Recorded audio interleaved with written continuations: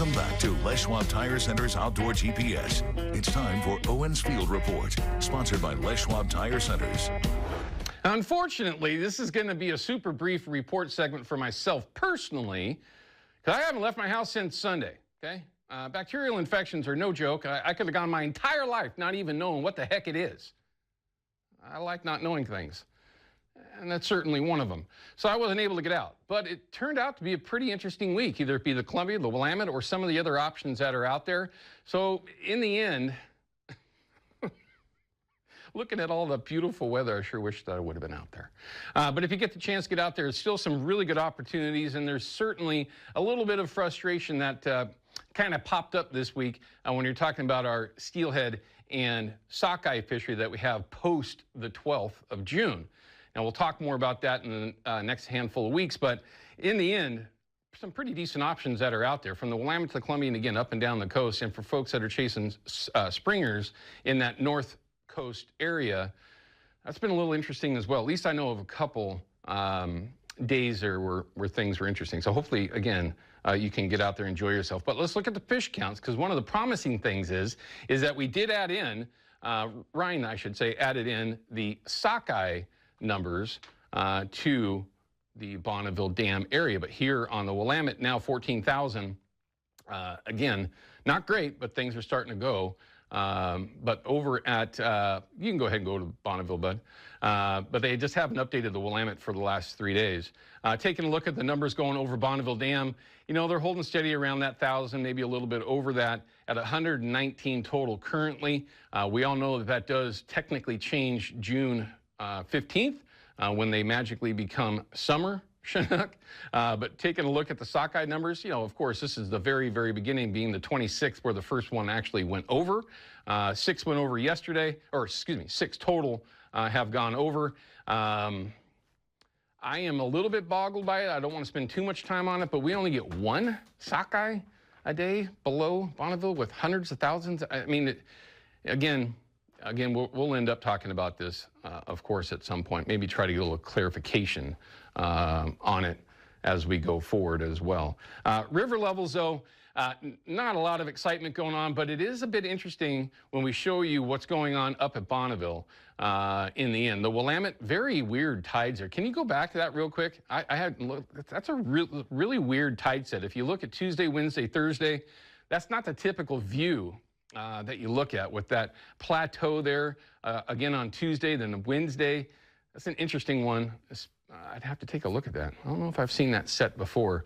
At Vancouver, it's only gone up a small amount, and it looks like it's only forecasted to move a little bit more. So the river is very, very stable. And it does seem like in the reports that I've been getting this week that the anchor bite has been the most consistent, although trolling has been productive. But look what they've done at Bonneville. It did go up quite a bit since Monday, and that does have an effect on how the river acts. There's no question that can be a little interesting out there. But some of the smaller rivers, when you get a chance to see those, just not a lot of water if you're talking about some of the tributaries up and down the Columbia and the Willamette systems, no question about it. But Bug Jason, and I love it when I say it that way, because y'all seem to do that. Jason at Procure.com. You need to enter in each week. You have a chance to win yourself that prize pack. But now, as long as technology is working for us and we're going old school, it's just a phone call. But it's Mr. Bruce Pauly from the CCA Oregon. We're going to talk quickly about the Tualatin Valley chapter banquet that's going on. That's tonight, Bruce. Is that correct? Yep, tonight in Wilsonville, Owen. Thank you. And when I took a look at it this week, when I had a chance to look at the website itself, which we will show you everyone in just a second here, this is one of, if not the biggest, when you're referring to some of the auction items that are available for the CCA. Yeah, absolutely. That gear grab that was, you know, one of our life members donated like a whole, I mean, literally a lifetime full of tackle that I'd say 90% of it's never hit the water. Wow. And it's all being packaged. I mean, there's rods and there's reels, and none of it is low-end stuff. It's all stuff that, you know, you or I would fish with. And so that's really cool that he donated it. And that'll be like in an auction or a raffle at the banquet tonight. Bluefin tuna fishing trip for 2. That'll be with a group from Oregon that does a private charter every year on the Pacific Queen out of San Diego. Excellent bluefin trip. I've been on it for about 8 years now, and I'll be on it this year as well. Dory fishing trips that were donated by Grant Roulette and myself. Just a lot of stuff. You know, if you like fishing and you like outdoor stuff, it'll be a great event for you. Come down, have an adult beverage, talk with people that you know and people that you have something in common with, and support CCA and all of our efforts that we work on keeping predators out of the rivers and hatcheries open, making fish.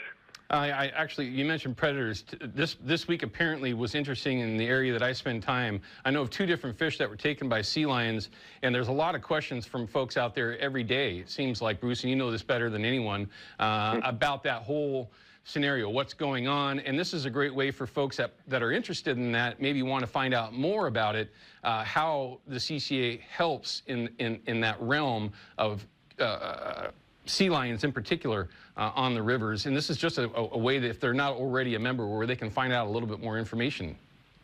Yeah. Well, in some areas, we've had a tremendous amount of success, like the Oregon City Falls area.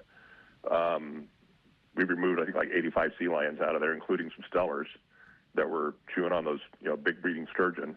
Yes. In other areas, I mean, we've passed federal laws by working closely with the Columbia River Treaty Tribes that allowed take of sea lions above the 205 bridge and in tributaries of the Columbia. But there has to be the political will to go ahead and institute that and to fund it. So getting a law passed is step one, but it's just not the final step. So we have permission to remove sea lions in some other places, but we just have to get the political will and the funding to get that done. Which is obviously a challenge, and the CCA is right in the middle of it. For folks that are out there watching that may have not a plan to be over there tonight, it's pretty easy to get to, and it's a very nice venue. Yeah. I mean, there's lots of parking. It's right there off I-5, North Wilsonville exit, on the opposite side of the Holiday Inn from where that Chevron station is. And, I'll be there. Lots of folks will be there.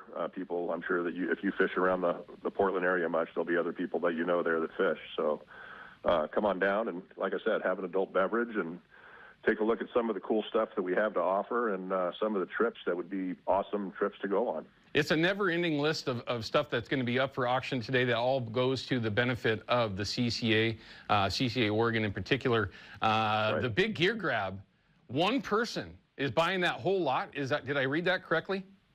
It's going to raffle off. Yeah, it's going to be like you buy a raffle ticket and you got to win it. That's the raffle. Holy, I mean, literally everyone. It's a truckload of gear. Yeah, you're going to see a lot of raffle tickets disappear for that one. Those will be folks who I'll be buying a few of those myself. Yeah, I bet you would. Yeah, and thanks for mentioning what you said a minute ago. All the money raised in Oregon stays in Oregon. Yeah, it's to fund our advocacy efforts. Pay for our staff, our lobbyists, both federal and state. And this is how we fund the efforts that we do to keep fishermen fishing. Well, I wish that I could be there, Bruce. I'm not going to, unfortunately, be able to make it there. But if you're out there watching and you want to have a chance to have a little bit of fun, learn about one of the best organizations helping us here in Oregon, Washington, all over the country, for crying out loud, but the CCA Oregon in particular, take advantage of this. It's the Tualatin Valley chapter.